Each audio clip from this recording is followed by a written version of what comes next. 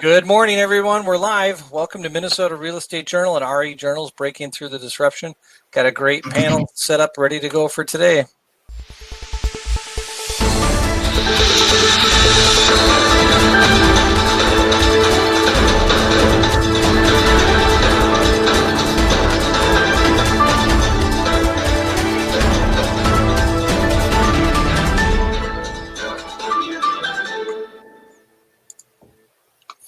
I got to figure out how to not have that video feedback.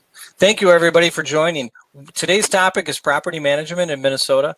We're going to get into some nitty-gritty details about how to reopen your property and some of the issues that are being faced today. But first, I got to do some housekeeping issues. Shouldn't say issues. There are no issues until we have issues. So this is us. I want to thank, first of all, IREM and SIOR. Without sponsors, we wouldn't be able to do webinars. We miss doing live events. You probably miss going to live events. But this is going to have to suffice for the time being that we do these webinars. So thank you for supporting them. And we're glad we can still bring you news and information you need. Today is a continuing education event. So I think there are about 150 people who have signed up for continuing ed. There are specific things I need you to do. So you need to pay close attention to what I'm saying, and I'll help you through it. But there's some specific requirements. The first one is you got to log in. Okay, and I got to read this disclaimer. This webinar has been approved by the Minnesota Commissioner of Commerce for 1 hour of real estate continuing education. Okay, and this first question says, how do we track attendance? That's the important piece here. So when you logged in, it timestamped you. When you log back out in an hour, it'll timestamp you. But I'm a belt and suspenders approach to continuing ed. So I also want you to go into the chat room, put your name in there, what company you work for, what state you're in. Okay, and you can use that to say hi to other people and maybe even put your contact info in if you want. But for continuing ed purposes, I'd really love it if you go in there and put your name down. That'll give us another chance to make sure that you're in the room. Then during this event, I have to ask at random intervals 2 questions. And you have to go into the chat room and type in your answer. That will log in again the time and your name that you were here and that you were participating in the event. Okay, so we do that twice. Pay attention, and I'll make sure I wave and stuff and get your attention, but got to get that done. Okay, if you have connection issues, so rather than emailing me, hey, I'm not, so you guys, I can't hear you guys. I'm showing 5 bars on my end, so that's you, not me. So hit that reconnect button, and it solves just about everything, 99% of the problems. If that doesn't solve it, make sure you're using Google Chrome. That's the best browser we found to use this. You can also watch it on your cell phone. So if you have VPN issues at work or something, pull out your cell phone, tablet. You can watch it there. If that doesn't work, just close your browser out, open it back up again, go to that link we sent you and open it back up again. And that between those, we haven't had any other problems. Okay, the chat room is to the right if you're on your computer, below you if you're on a phone or tablet. Use that area, like I said, for CE, and you can that's also where you're going to ask our speakers questions. So anytime throughout the event, you can type in a question. I'll go in and flag it with a red Q, and our speakers will be able to see it, and then they can pick it up and answer it. If they don't get to it while they're talking, I'll save them and try to get to as many as we can at the end of the event. Polls, I'll throw up a poll too, but that's right next to your button for chat. Before you ask me if we have a replay, the answer is yes, we do. So we have our own YouTube channel now. This is the address, rejournals.com/video replay. That'll bring you to our YouTube channel where we have all of our complimentary events are on there for free. So that'll be up in probably an hour, hour and a half after we get this done. So if we do go overtime because lots of people have questions and you have to log off for whatever reason, you can go here and find this and watch it. Okay, that's enough housekeeping. We've got Gene, Steve, and Mel here, who are property management experts. We're going to ask them a lot of really tough questions.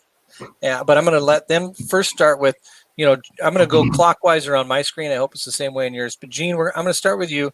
Tell us who you are, what types of properties you manage, what your portfolio is, and then we're in week 6 of sort of the meltdown, lockdown, COVID nightmare. And where are you at? What are you doing? And what's the current state of affairs? Sure. Thanks, Todd. I'm Jen. I'm Senior Vice President of Property Operations at IRET. We're a publicly traded REIT with a presence here in Minnesota, 6 states in total. We have about 12,000 units and 80 properties. And yes, the last 6 or 7 weeks, I'm sure for everybody else like me, feels like it's been about a year's span of time because we've been accomplishing tackling so much. And I guess I would break it down into multiple, phases. Initially, it was develop our initial response team. We formed an internal COVID-19 response team that was a cross-department functional group that met every day for a long time, met every day. And then taking actions to keep our residents and our employees safe, really concerned about our team member protection at the initial stages of all of this. And then as we moved into phase 2, which I would say was sort of our, developing best practices and compliance, we were then focused on, renewals and what do we do for our current residents and how do we retain more of those residents with declining demand for apartments. How are we going to handle work orders and dealing with the moratorium on evictions, and of course launching our virtual tours and all the training that came along with that. And then as we headed into April, sort of our third phase was, a lot of time and effort went into our rent deferral program, and I can talk extensively about that. Also looked at adjustments to our marketing strategies, started to talk about how are we going to reduce expenses? Where do we think we're going to end up financially this year? We want to hit NOI if we can, and that's going to largely involve tightening things up on the expense side. And then, rolling into May, we needed to update our rent deferral plan and set some new criteria for that, as well as, of course, now we're talking about our re-entry plan, and we're sort of in the early stages of developing that plan. So that's kind of where we're at. Nice. I'm going to you, Steve. Excellent. Well, thank you for the invite today. I'm sitting here with a dress shirt on. It's the first dress shirt I've worn, I think, in the last 2 months. So happy to get back to some wonderful reality. And oh my God, there's Mark Pardon. So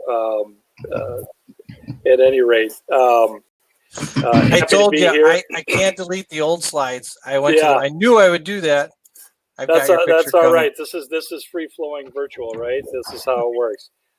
So Zeller Realty, thank you.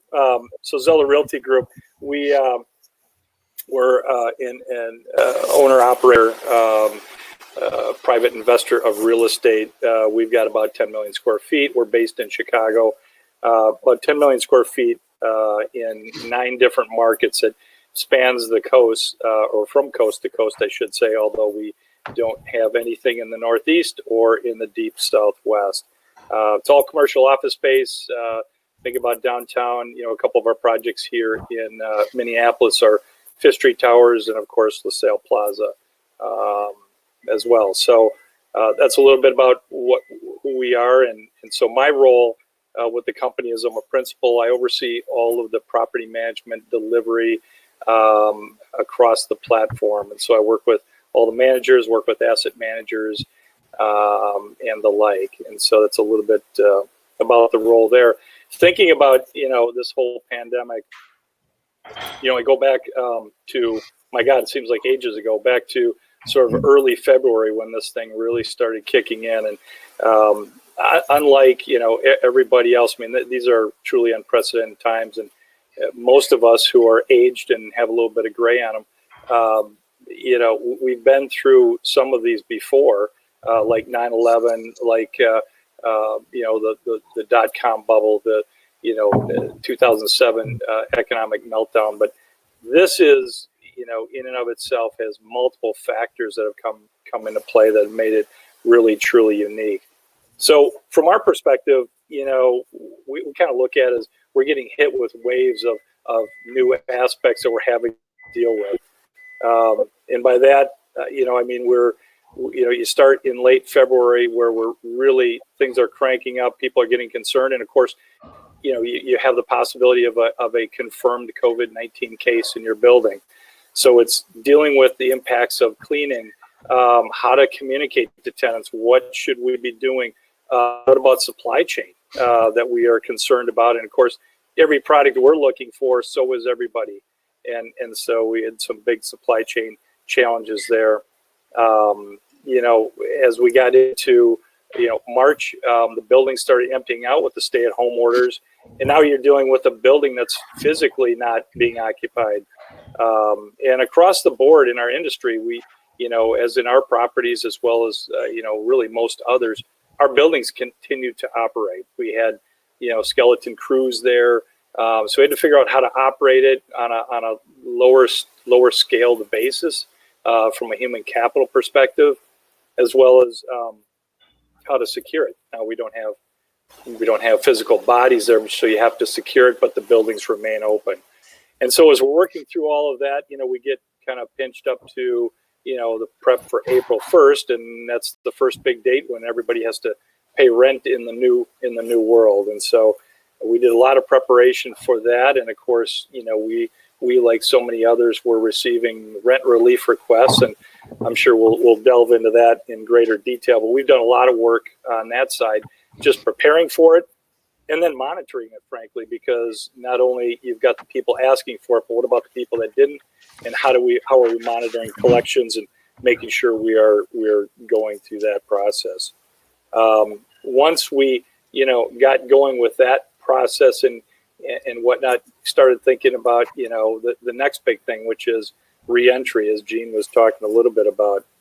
The big challenge for us in so many different locations is that the stay-at-home orders are all over the board in terms of what state's doing what, and of course a state like Colorado has a competing mayor and governor where they want to start. The governor wants to shut things down, the mayor wants to shut things down, and then the governor is opening up. The mayor doesn't want to open up yet, so we're managing all of that and trying to communicate to tenants all along the way. So that's been a big challenge. And so a lot of now we're on the cusp where we've got a reentry guide that's probably 98% complete that we are rolling out. We spent a lot of time on with our teams. And ready to get that out to the tenant base and really continue that communication. But all along, kind of in the background, you have owners that you have to communicate to. What are you doing? How are you doing it? As well as your lenders.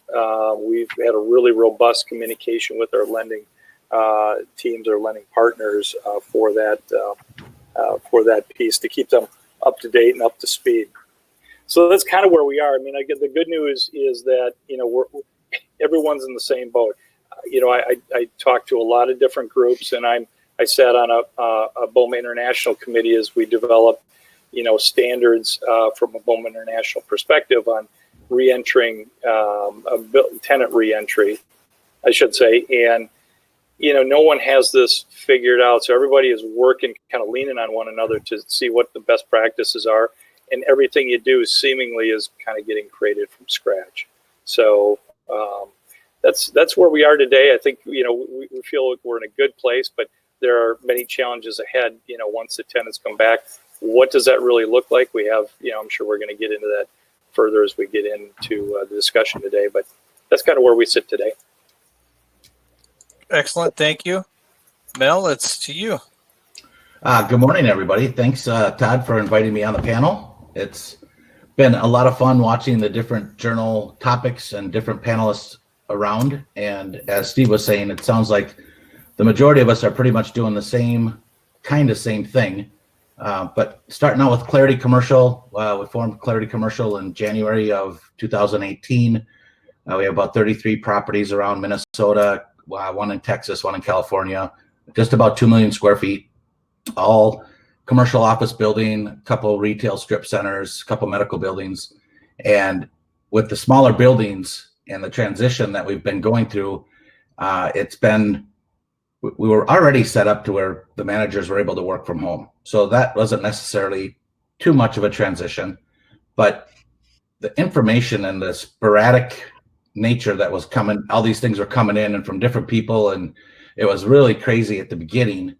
And I think the smart people out there were getting on these webinars, we're talking with their colleagues, we're out there brainstorming what things to best do, what things to implement. I had contractors calling and saying they wanted a permission slip saying they were an essential business for us, so that if they got pulled over, so from one side to another. And and it really went crazy. So I haven't done much different than what Gene or Steve have done as far as the different dates, because the information was coming out about the same time. We're working on our reentry plan. I sit on the senior vice president for Institute of Real Estate Management, and we're putting together, headquarters is putting together their reentry plan as well. And we'll put it together and roll it out as each building dictates.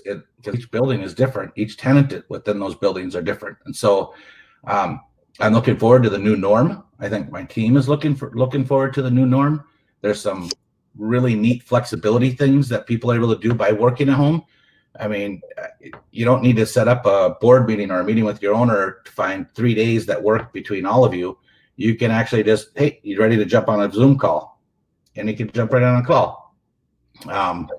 So there's some efficiencies that are going on, and I want to thank all my colleagues that are out there. I mean, I got a guide from Cushman Wakefield, a guide from JLL on how they're doing things. I've talked with multiple people across the country. How are they, what if this tenant asks for this, or how are you working with this lender? And the collaboration that's taking place out there has just been fantastic.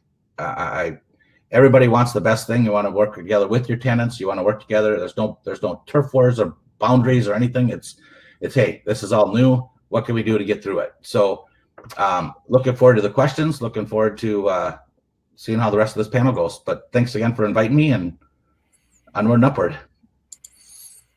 Mel, for sure. Amen on the cooperation. We've seen it all over the country too. Minnesota's better at cooperating because we're so nice, but even in other cities, they're doing the same thing. It's really neat. It's a good time to be in the commercial real estate industry from that perspective. Let's kick off, and this was maybe a more pressing question 4 weeks ago, but I think it still has to be repeated.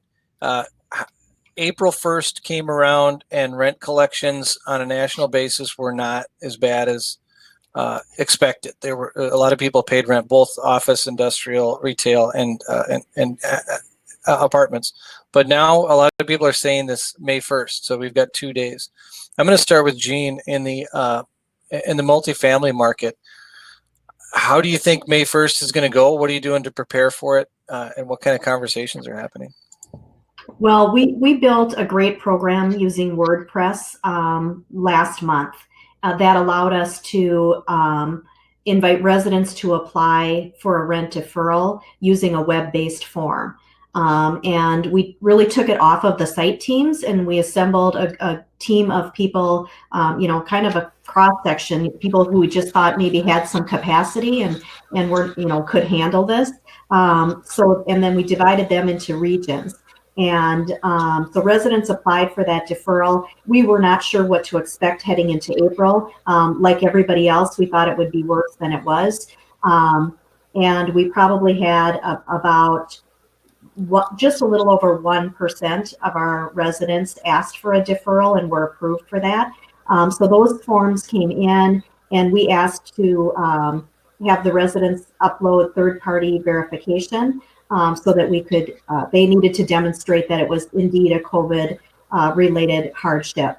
And then what we did that I thought was very successful for us was our agents, as I call them, they talked to a lot of people. They had a lot of personal contact, and they really encouraged people to, make as large a payment in April as they could and defer less. And so consequently, of the total that was deferred, about 40% of it was coming back to us in the month of April, and then another 40% in May, with much less being deferred. We allowed people to defer over a 6-month period. And then, of course, to what Steve said, was a lot of tracking, a lot of spreadsheets, daily updates to the executive team and our COVID response team, so we could see, was that money coming in? And of course, on the software side, we had to figure out how we were going to treat that April payment that didn't get made and implement those charges per the agreement that was executed. So we got that worked out, 2 bumps in the road with that for sure. And ultimately, we were at 99% collected by the 21st of the month. And so, heading into May, we set new criteria. Obviously we have to look at, if a resident entered into a plan in April and they have not been making those payments, we're not going to enter into a new plan with them for May. But we're going to do everything we can to try to help them get caught up on that April repayment plan. And so we've just launched that, and we had a couple early requests, but not as many as came in early in the month of April. And I think, generally our residents were pretty good about communicating with our site management teams to say, hey, I think I'm going to have trouble paying you. What can you do? And in tracking those payments, we actually collected more on those payment plans. So people did pay us more than they had agreed to if they were able to do that. So we're on track with that plan, and we'll see how May goes. I guess, I would venture to say it's going to be a little worse than April, but, hard to say at this point. I'm going to stop for a second and ask a continuing ed question. So everybody in Minnesota that needs CE, hello, go into the chat room, open it up. Here's the question. We're going to play a little game with this one. So I'm going to focus on residential because we just talked about it. So I want you to write in there what you think average collections are going to be for the month of May for the apartment industry. So 80%, 90%, 99%. Frankly, Gene, I can't believe you're at 99. That speaks to awesome management and working through it the right way. So that's pretty cool. But yeah, so go ahead in the chat room right now. What percentage rent collections do you think it's going to be for the multifamily industry month of May? And I see somebody just put in, I think 33. That would be rough. Let's hope not. Okay, I'm gonna now we got to move on with our event. So Steve, to you, in your office, right? So yes. What was the April 1st like, and what are the conversations like for May? And I'm assuming for you, PPP might be a big part of this as well. That's exactly right.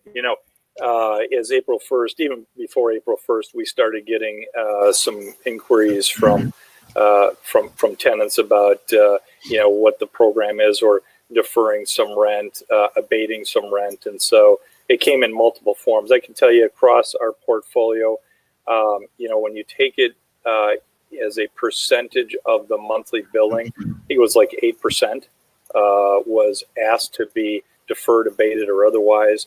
And so that's kind of what we had as a start. And of course, that doesn't mean everybody. There's a lot of people that needed it or wanted it, just hadn't asked for it at that point. So we put together a pretty robust program on how we deal with it. And it's basically a tenant financial health assessment plan, if you will. And essentially what we do is we bucketed the requests, and that was the only way we could really go about it. And we have 3 buckets. And essentially, if you think about a retailer, a mom and pop shop, a sundry store, someone who is physically now closed down, they don't have, but 1 or 2 or a handful of locations, they're shut down. They're not making any money. They're not making any sales because of the pandemic and the stay-at-home orders. And so you've got those folks that are reaching out, and it's pretty obvious that something needs to be done. And then you've got the folks that, might be, office users, maybe part of their business is in a sector that is deeply impacted. There may be some need there, may not be, still needs to be seen.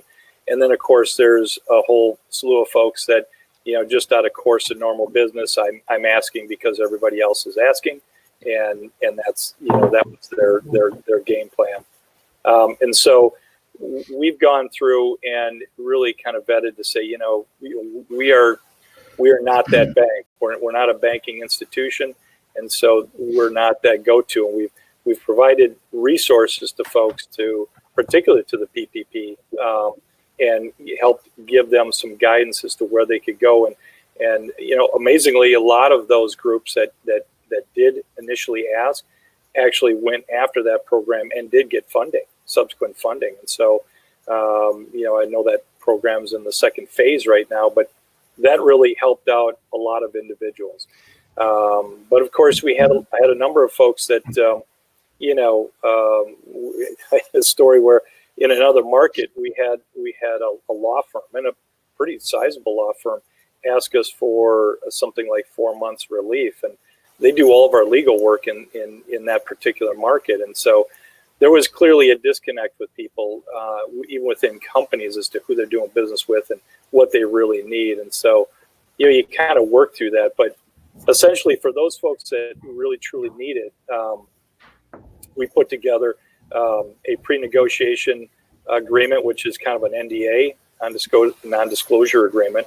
And then we can engage in discussions. There's a multitude of financial information that we need to secure from them. Everything from balance sheets to operating plans to how they're compensating senior level executives within their own firm, and what other changes and challenges that they've made and had to deal with internally. So it is a bit of a laborious process, but it's meant to really truly understand if there's a need there. You need to support it before we can truly consider it. And so, look, we've, full transparency, we've had to work with a couple of large companies, and I think we've done that successfully because they truly had a defined need. And so we're not through all of them. We've started the process, and some are, frankly, quite thorny just because of who they are and how they operate. And that's the challenge. That's sort of the art of it, of the process, is just working through it in a sensible, thoughtful way to address it for people that truly have the need. And of course, as we're going through that, on some of these deals, you've got to check lender agreements, make sure that you're keeping your lender up to speed with any, restructure or otherwise. I can share with you, and I'm sure for personally or for all those in the commercial side, the somewhat of the go-to has been, look, if you give us a couple of months now, we'll just add it to the end of our lease.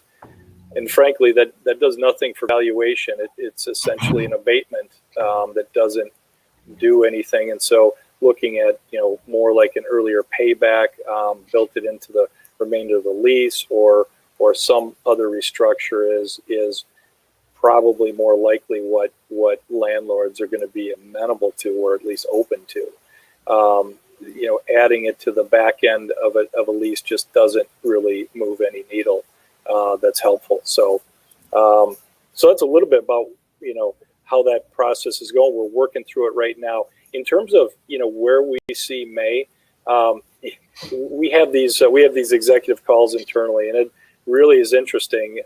Half of us are on the side of, look, we kind of see the end of it, meaning at least the stay-at-home orders being lifted, particularly here in Minnesota, at least for now, what businesses are able to start getting back to business.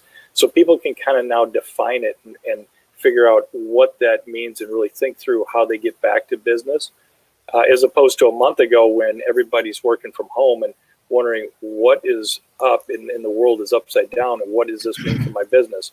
So a number of us internally feel pretty good. It's still going to be a rough month, but pretty good about May, while others are, thinking, oh my God, May is going to be really challenging. So I don't have any real prognostications other than I feel it's probably going to be the same, very close to the same. I think all collections, we are 95% at this point for April billing, having been collected. So a little bit of meat left on the bone there, but again, we're working through those and have a program now to really get into May quickly and understand where we are. Thank you much, Mel. I'm going to go to you, but there's a couple questions too. Hopefully you can answer them. Jessica Bergman, it looks like she might have sent them on private mode, so I'll read them to you. When deferring rent, are people still requesting CAM tax payments to be made?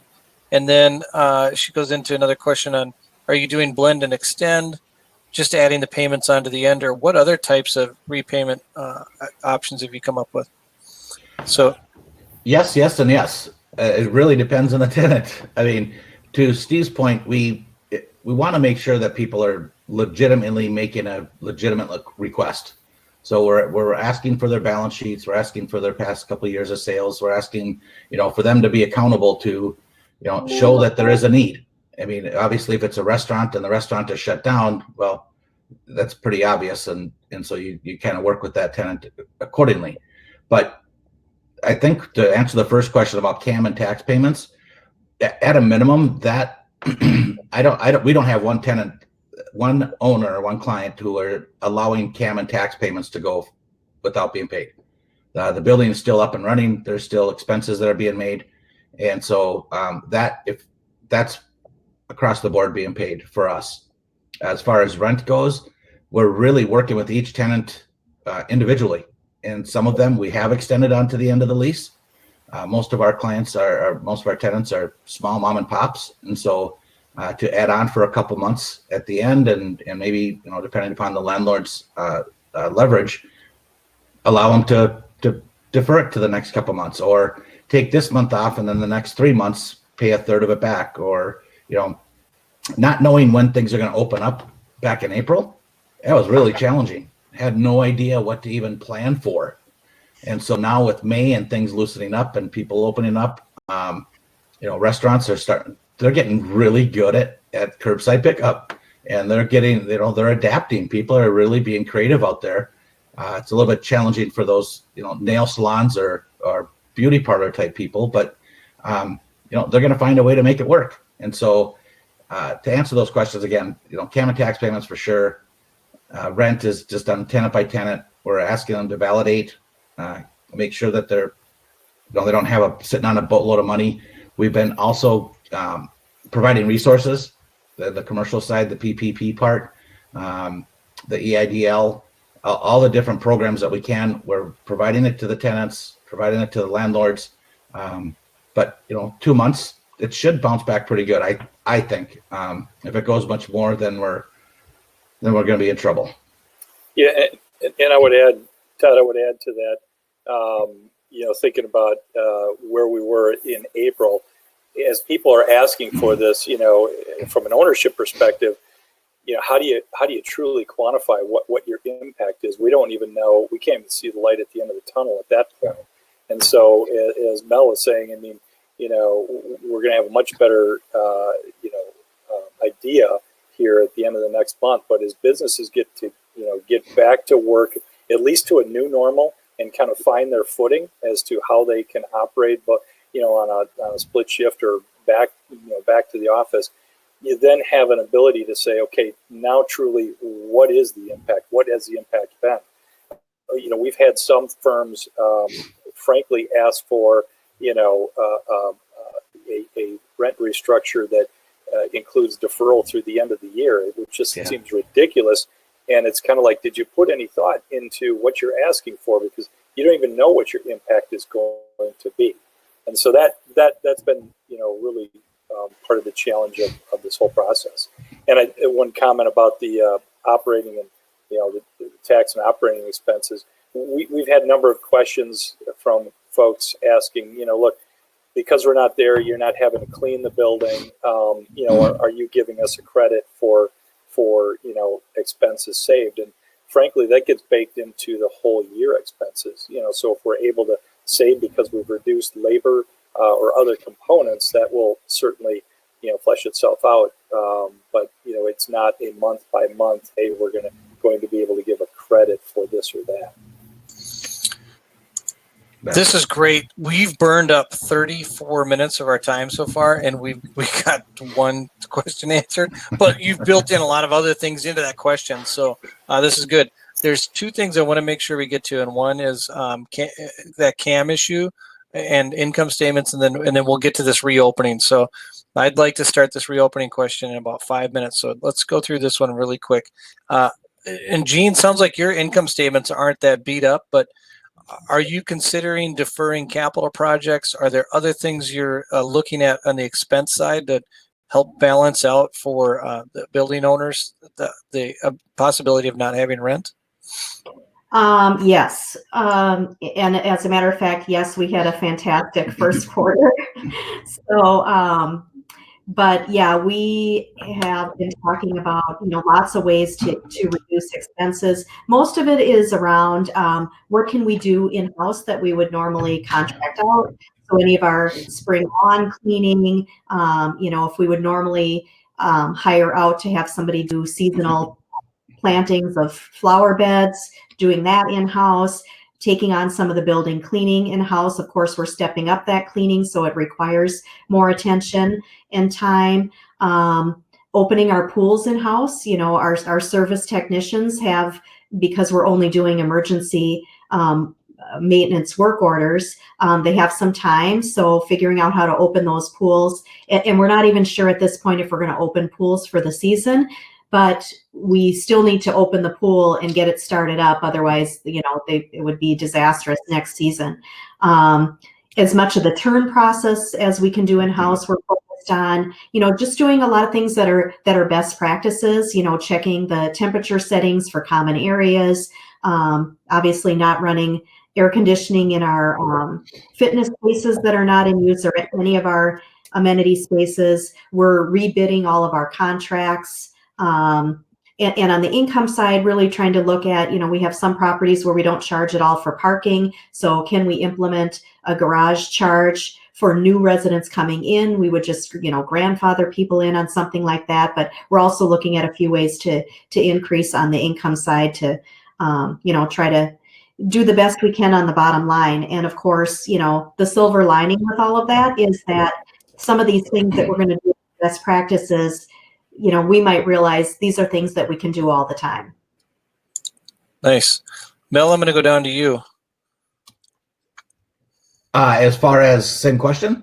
Yeah. Are you deferring any CapEx? Are there other things that you're looking at to sort of help the beleaguered income statement for ownership? Yeah, depending upon what the building overall looks like, will dictate a lot of different things. And so far, fortunately and blessed that we don't have too much of an impact yet. We are holding off the capital expenditures. We're taking advantage of this time right now to go in and do deep cleans, carpet cleans, things that normally would have to be scheduled around a bunch of people coming in. We're doing some parking lot stuff, but not a whole bunch. The one thing we are looking at, and this depends on the buildings, is the foot door opener things to just kind of help people, the new things that are going to be the new normal. And, I've never used those foot things before, but I'm going to start using them again, or start using them. And so, they're not that expensive. They're things that can be in that people, I think, will appreciate. Listening to what some of the tenants are asking for, and then seeing if it really makes sense to go across the board to do it to the entire building, or if this is just something for the tenant themselves. It really depends. But for the most part, being very careful and sensitive to the capital expenditures and any expenses that are, considered, could be considered, not necessary at the time.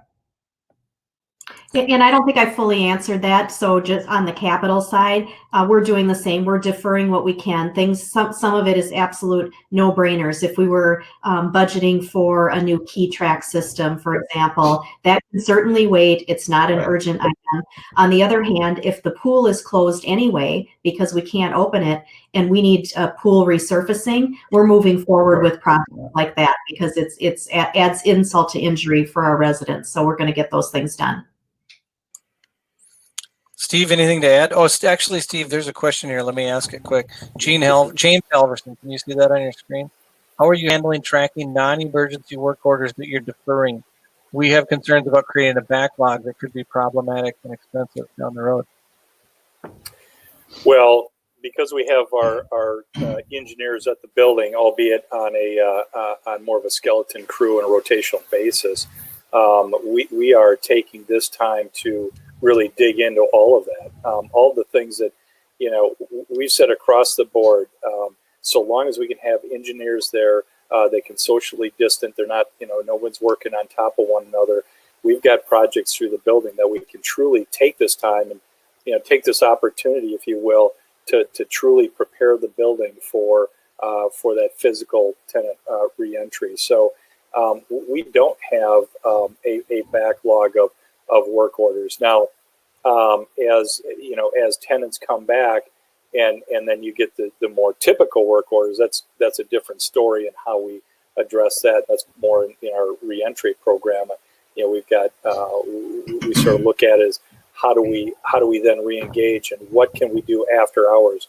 Frankly, we're looking at a lot of flexibility with our own operational teams so that they can address a lot of the work after hours when normally you would have done that during the day. But looking at how we can best address it after hours when tenants are not in their space. You know, just trying to do things in a thoughtful way to say we're getting at it, we're getting to it, but we're not pressing our tenants in a place where they feel uncomfortable because everybody's still trying to figure out what does social distancing really mean and how's that going to impact their environment. So trying to be cognizant of that. All right, I got to ask another continuing ed question. Hello, if you're watching us online and you signed up for CE, I'm going to ask you one more question. This is an open-ended one again. I kind of like these open-ended things instead of just choice A, B, or C. What is your biggest concern? This is to the audience. What is your biggest concern upon returning back to work or your apartment building when you walk in? And if you haven't done that yet, just imagine yourself. What are the things that concern you the most? Doorknobs, elevators, bathrooms. What is it that we as property managers can do to make you feel at ease and to help mitigate things? So open-ended question. My biggest concern when I walk in a building, I'm thinking about whatever that is. Thank you for answering that. That's your continuing ed question for this. This is your last one. Make sure you stay on though. However, you have to log out at the right time. I'm going to go counterclockwise this time. We're going to start with Mel. I want to get to this reopening thing. This is on all the events we've done. This comes up over and over again now. How are you planning for reopening? And then what are some of the issues feel free to drill down that you're facing right now that you're trying to find a solution for. If you have a solution, would love to hear it. So I've been thinking about this, and the challenge that I'll just put it out there, the buildings that we manage are not very large buildings. I mean, they're typically 50,000 square feet or less. And so we don't have an on-site, security force. We don't have an engineer on a building, concierge or any type of thing like that. So ours are all third-party management buildings. And so it really depends on the makeup of the tenants and basically the common areas. And so, obviously the first thing I want to do is install sanitization stations. Well, we can order them, but we can't get any product to fill them. I don't think they can. I think they're on back order till 2040. I don't know, but it's going to be a long time before we get them. But at the same time, we're gonna make sure that make it noticeable that we're there to show them we're cleaning things extra. We're going to communicate when things open up. We're going to make sure that we're listening to what their concerns are. And so from a smaller building standpoint, I don't think I don't want to demean it, but I don't think it's nearly as critical as when you talk about these larger buildings, downtowns, retail centers or shopping centers, where there's a much, much bigger public impact on it. So I'm interested to hear, I received the Cushman Wakefield opening letter or the reentry plan, the JLL one. I'm going to read them and just see what applies to my buildings in each specific building. But in general, I want to make sure people know that things are being cleaned, that we're paying attention to what their sensitivities are. I know one building, when the stay-at-home was implemented, there's one tenant in the building that has testing done every day. And so we had I commend our property manager who had to work with the tenant and the postal service, in downtown, which is impossible. But she did it and found a solution so that people's tests were being picked up in a timely manner and appointments were being made on time. But that's just for that building. And so we'll work through with each tenant, each building, and the base in general to make sure that we're sensitive to what they're saying, make sure they know we're listening, and then do as we do. We make it up as we go along. We make it up every single day what we've got to do and to the best of everybody. I like it. So Steve, to you, reopening, what are your biggest concerns? What are your plans? And if, again, drill down if you can. We talked before we got online. I've had questions about what kind of cleaning products are you using? How do you even know what's the level of care? How are you going to figure all this stuff out? Yeah, so maybe from a broader perspective, a general reentry guide or plan. I too have seen Cushman Wakefield's plan. Thought it was very good. I sit on a committee through BOEM International, and there's a piece that we put together on reentry sort of best practices from the industry. I think there were 40 or 45 people on that committee offering solution suggestions, and that was printed and offered as of last Friday. I think we're going to provide that to this group here under a separate connection. But overall in a plan, and I think you'll find this in virtually every plan, it's more of a bullet pointed framework. You can't possibly do one plan to fit everyone's needs. And so the individual managers, general managers, and teams will have to take a look at their property and see, does this specifically fit for my building's operation, and how to then, fill in the blanks, if you will, on many of those aspects of the plan. It goes everything from cleaning to ingress, egress, tenant communication, PPE, staffing, operational HVAC, and how to prepare for that reentry sequencing. I think from our perspective, we've tried to take the approach of using practical, common sense solutions. And when you talk about things like social distancing, so in different groups that we've talked about, people were pulling their hair out saying, "Oh my God, our corridors aren't 6 feet wide. So, would you just make one arrow a one way around the core?" And it's kind of like, look, let's not get too silly with it. You will come in within 6 feet of people just in your normal course. But you have to use practical, common sense thought process. How do you do that? Just a general protocol. Let's think about restrooms. People wanted to say, are we limiting, should we be limiting the number of people in restrooms? We're kind of a mind, and it's sort of documented in our plan that, look, if we're giving people guidance, if you go into a restroom and it appears to be a number of people and you don't feel comfortable, back away. It seems, some of this seems simple, but these are questions people are asking. It's on their mind. I think that the whole social distancing piece is kind of the critical piece. And so we have focused that on trying to get critical pathway into the building. If you think about how you drive a car on a road, you're always on the right side, or at least should be. And so as you come into a building, how can we set it up to actually have maps and guides and signage to say, come in this way, walk this way. If you go into an elevator lobby, you just kind of meander into the lobby, or you stick to the right side. If you come out of the elevator and exit it, you're on the right side. So you kind of create a natural flow. Everything from, and I never thought we'd be saying this, but everything from putting decals on the floor to help guide people to using stanchions around security desks to offer a little bit of separation where we can and have to. And for those people that need to be right up at the desk, incorporating, a plexi shield of sorts to present a separation there. Probably the biggest concern everybody has is, okay, I can figure out when I get to my office and figure out how to get in the building, but how do I get up that elevator, down the elevator? There's been a lot of discussion in the industry. There are some groups out there that I know are putting grids in their building or in their elevators and saying, okay, this elevator, you can put 4 people in here and everybody has to stand in a corner.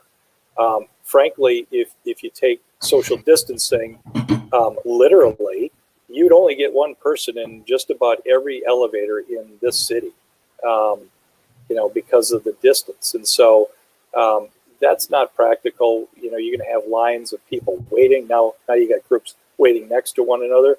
So again, you know, do you fill an elevator full like to capacity with people? No. Using common sense, practical solutions, respecting other people's area, and limiting, you know, the use, limiting the number of people within an elevator, I think just becomes more of a standard. And frankly, I mean, if you do think about it,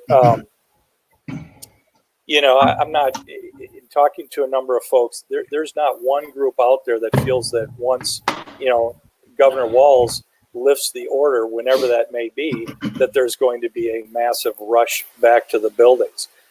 We've heard from tenants across the board that have said we don't really care when that order lifts. You know, it's going to be a few weeks after that as we sort of phase people in, because you know, the tenants themselves have to figure it out for their own people and present a logical solution and way to get their own people back into the space just for themselves, you know, much less the building. So I think it's a collaborative effort. We have a plan, like I said, that's about 98% complete, and it includes virtual town halls, much like the one that you're on today, where we are going to host them with our tenants to walk through what that plan is, what they can expect. There's a whole list of things, and everybody on this call should be thinking about what are you requiring of your tenants before they get to the building. Things like, you know, flushing out ice makers, coffee makers. You know, look, our engineering crews, you know, have been through the buildings to the you know, kitchenette areas and restrooms, you know, exercising valves. But when you get into things, areas that just haven't been occupied on tenant-owned equipment like coffee makers, water coolers, and ice makers, that's stale. There could be, you know, potentially a Legionella issue. And so those need to be flushed out, and, you know, you need to give guidance to your tenant base to do that, we feel. And so those are, you know, that's a little bit out of the playbook, and some of the things we're most concerned about, just creating a safe environment, not only for the tenants, but of our teams. You know, we have to keep our team members safe. And as for the question, I think, regarding cleaning, I think, look, you have to lean on your service partners. We are not an expert in cleaning in our industry, but we have partners that are very good. And I'll give a shout out to ABM. They have helped us, you know, sort of a large platform basis, you know, kind of think about, you know, what sort of products are you using? What sort of processes are you using? Other, you know, large providers are doing the same that we're working with. And so, you know, your cleaning contractors are really the first source to go to say, you know, what is a best practice and how should we be looking at this? Excellent. Thank you. I put up a poll for everybody that's watching. I want to make a couple quick points. One, please go in and answer the poll. It'll help us decide where we're at as a company, but it also might give you some information. I'll put the results up when it's done. The chat room is an incredibly valuable place for everybody on this call. So I'm assuming of the 200 some people we have online, a lot of you are property managers. Scroll through this. If you can answer some of these questions, because the questions are going to pile up here, feel free to answer. So Jessica Bergman has a question in here. Answer her. It's okay if you're in the chat room, but also speakers too. But we're going to run out of time. It's 10:54. So answer those questions. Also, look through the answers to the last CE question I asked. People are concerned about different things, but I think there's a theme there, and that might help you think about what's really important when people come back into your buildings that you really need to pay attention to. So that's cool. So, but Gene, it's to you. We might have to go a little bit over time to get your question here, but let's talk about reopening. What are the issues? What are you doing? What's your plan? What are some of the challenges? What we're doing, we're not nearly as far along. We're not at 98% like Steve is, but we're working our way through it, and we hope to have the plans complete by next Thursday is our internal deadline.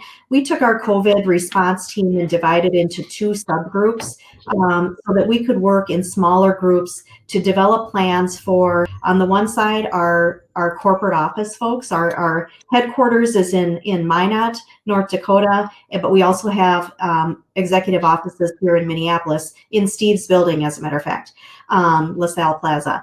And so we thought it would be easier because those go in just a little bit different direction. And we're thinking about, a lot of things are the same, but there's a lot of differences as well. So we're also thinking a lot about policies and procedures, equipment purchases, product purchases, what supplies do we need? The cleaning obviously is a big issue. We're also looking at facilities modifications, the sneeze shields, the floor markers, how many people will we allow in our leasing offices. We're also focused on amenity spaces and what that looks like. And, no two properties are alike. So, we may have a fitness center that comfortably 6 people could work out at the same time, and maybe others are larger and maybe 10 people could be in there.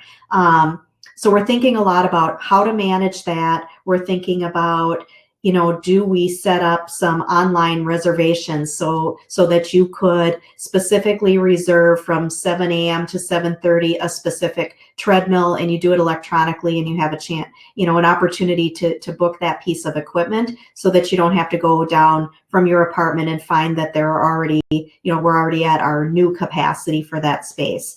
So we're trying to figure out how to manage that. We're thinking a lot about, the fears of our team members. And what are they thinking about? We're focused a lot on, employees that won't be able to return to work because there's no school and their childcare isn't open and they've been working at home. We've had them set up and things are going pretty well. But if we're opening our leasing offices again, how do we deal with that? Some people will be able to come and work in that office, and others will need to continue to work from home. And what will that do, among the employee base? Will people feel like that's not fair? So there's just a lot to work through on the employee side. We want to be really sensitive to team member fears. We're talking about whether or not they need to wear a mask. I think we've definitely suggested that people are wearing masks, but in fact, I heard in a meeting this morning that there's, disputes among our team members. Some feel, feel strongly everybody should be wearing a mask, and others think, they're in the camp of the mask doesn't do any good and I'm not going to wear it. So we know we need to issue some more than guidelines, strong initiatives and directives on how we feel about that. So there's a lot of challenges. We also talked about the elevator thing. Most of our buildings, we don't have a lot of high-rise buildings, so the elevator issue is still an issue, but we're also talking about the grid lines and elevators. So we're putting all of our plans together, and we're going to sort that through and submit that to our executive teams next week and get some direction. And on the supply side, we know we need to order quickly, because if we decide that all of our porters will have a backpack sprayer where they can spray surfaces, everybody else will have that same idea too. It will be hard to get the sprayers. It will be hard to get the product for them. But we like that idea a lot, because not only is it a good way to disinfect all of our high touch areas, it's a great visual for the people who live in our buildings to see that, we're really taking that extra step, and that'll be something new they haven't seen us do in the past. So a lot of ideas, and, it's coming together, but, I would say we're probably 50% complete compared to Steve's 98. So we're working on it. This is great. We're at 10:59, so I want to let everybody know that's online for CE.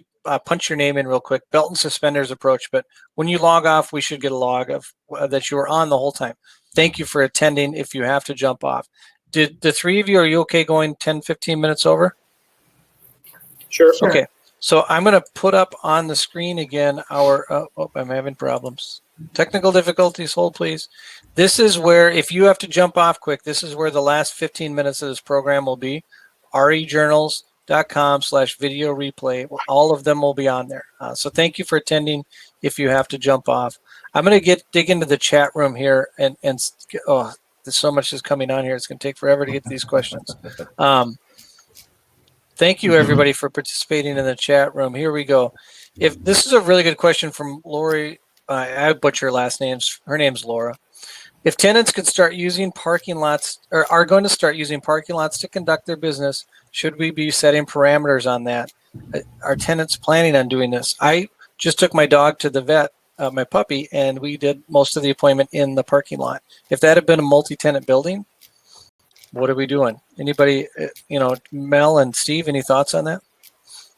It would really depend on what the guidelines are. If there's still the social distancing, I was out driving around and there are parking lots already of people doing fitness stuff outside in the parking lot, or just I don't know if this is going to get me in trouble, but it was golfing yesterday and the clubhouse is shut down, so everybody's in the parking lot, putting their chairs out and social distancing, 6 feet away from each other and having a cocktail or something and talking about things. So, when it comes to managing how people are going to be creative, boy, it depends on what's out there and what people are comfortable with. And so if the ban is lifted and it's okay to get gatherings of, 50 people now or 10 people, then we got to work within those guidelines.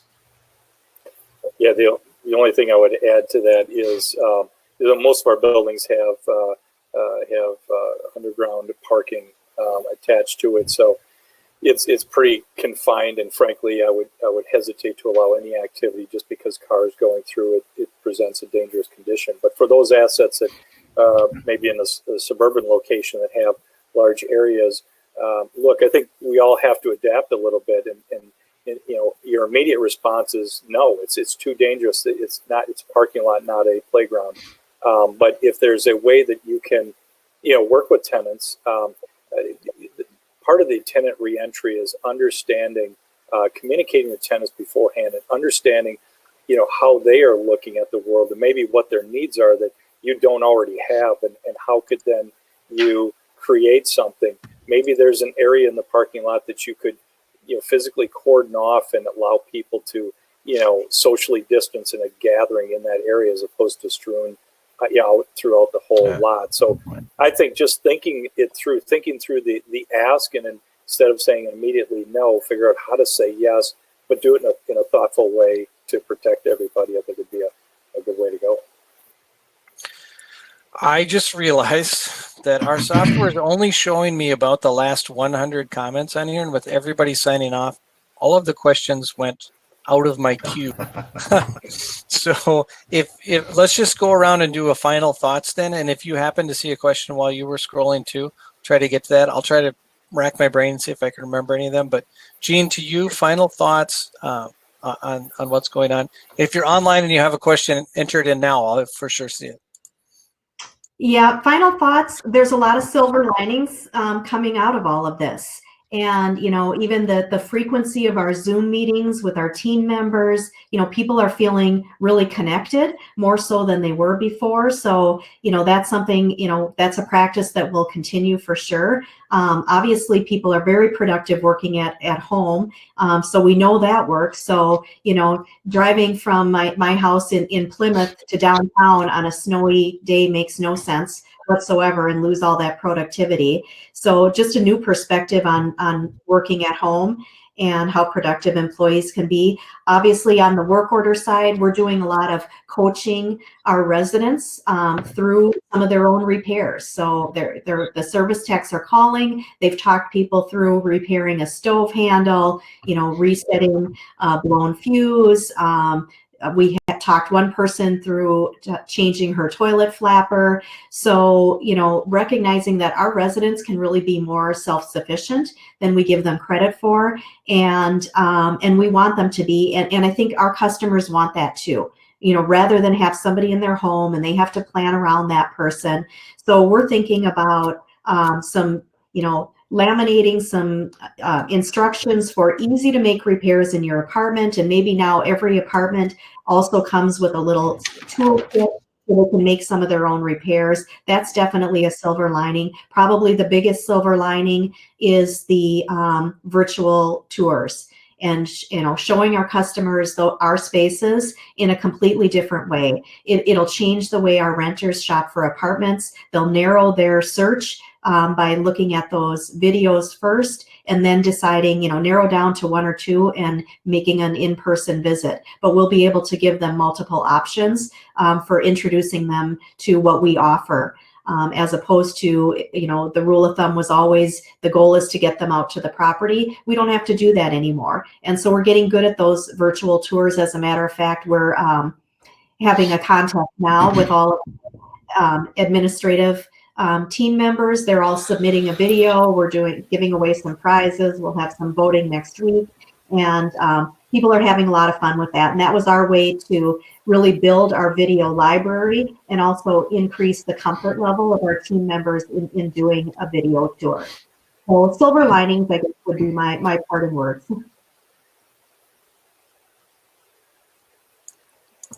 Excellent. Steve, to you, final thoughts. Yeah, so I wanted just a quick touch on two things that we didn't cover, but I think probably you'll have a lot of questions about. We got in a little bit about the masks, and I think this is a big piece of it. We are requiring our teams and our service partners and contractors to all wear masks, but we're not requiring it of the tenant base. We want that to be their decision, their choice. And we've heard both sides. Do I want to use it, or can we go without it? And we've kind of just said, look, we're here as a service provider for the tenants to, and so we're trying to set the standard. We are heavily encouraging tenants to utilize masks. In fact, we're talking about having competitions as to who's got the most creative mask in the building, just to better engage tenants. The other thing that maybe is on the minds of a lot of people is that tenants are asking about taking temperatures coming into buildings. And that is not something that the commercial real estate industry is really endorsing on any level. Leaving that up to the individual employer, not the building. And so we're there to help them along, think about that, but we're not doing it. So those are two things I just wanted to add. For sort of final thoughts, it's been a tremendous toll on people, on the economy, across all sectors, really. And so that's the damaging thing here. But remember, we're in a service business, and we need to be partners to our tenants. And while we may not get the plan right 100%, you're always looking to, offer solutions for tenants. Right now, the questions that we get, the questions I hear my colleagues get, are based on the fact that tenants, they're just struggling mightily with what does this look like? How's it going to be? How's it going to work? And how do we get people back to work? And so as much as you can be a resource to them in helping guide that process and offer solutions, is really where you should look to be. So I think we're all finding out how we can work differently, and I think there definitely is a new normal out there, and just looking forward to the next phase of the process, which is getting tenants back to a new normal at the building. Yeah, we had a panelist say earlier in the week, don't be taking people's temperatures unless you're a medical professional, because you don't want to let somebody in and be wrong. Right. Mel, you are you're last but definitely not least. So what are your final thoughts for our audience on this? Well, looking at my back of my house, you can see what it's done to our family. We have a ping pong table that used to be a dining room table that changes every single 15 minutes. And so that new norm and I think overwhelming, what it's done for us is it's rebalanced my life. I think people have really, we get caught up in everything and go, and you sacrifice this, and because this has affected everybody, there's an appreciation for people to see, hey, he's got a ping pong table back there, or my dog's running out in the background, or boy, look at that book that's in the back of Steve's, he read, or those types of things I think are really a very big positive that have come out of this. And us being property managers, I think this is where we've been able to just shine, provide the resources, make sure we're communicating to our tenants, and embracing that partnership that shows our owners that we are important and that we can take care of their asset, we can take care of their clients, be sensitive to their needs, help them out when things come together. And I just think that's been really important. So kudos to everybody and what they're doing. I wanted to get to one question that was asked about vacancies. Steve kind of went to that at one point where, hallways aren't 6 feet wide. We're not going to go in and start doing TIs and improve, increase the size of the hallways right now. That's just not practical. But there may be some other things where people may realize I don't need to have X amount of square feet. I don't know how that's going to go. That's been a discussion that's been talked about for the past 10 years, changing workspaces.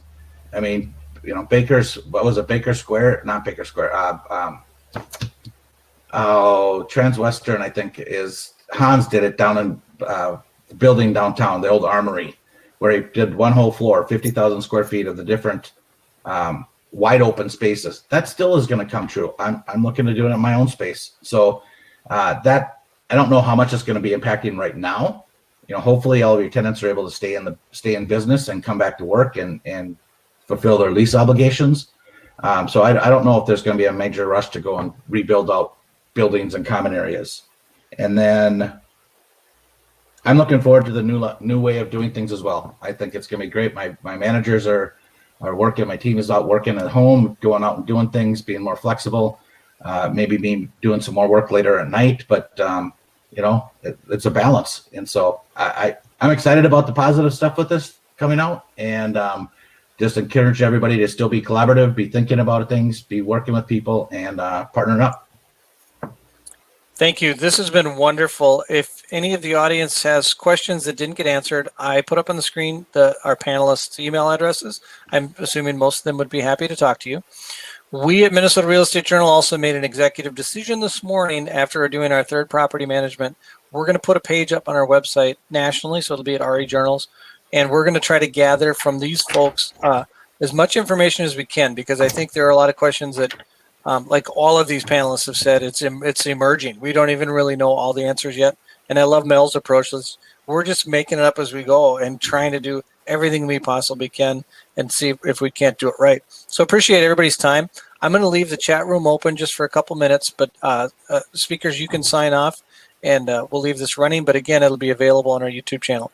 Thank you, everyone, for your time. We really, really appreciate it. Thank you. Hey, everybody. Take care.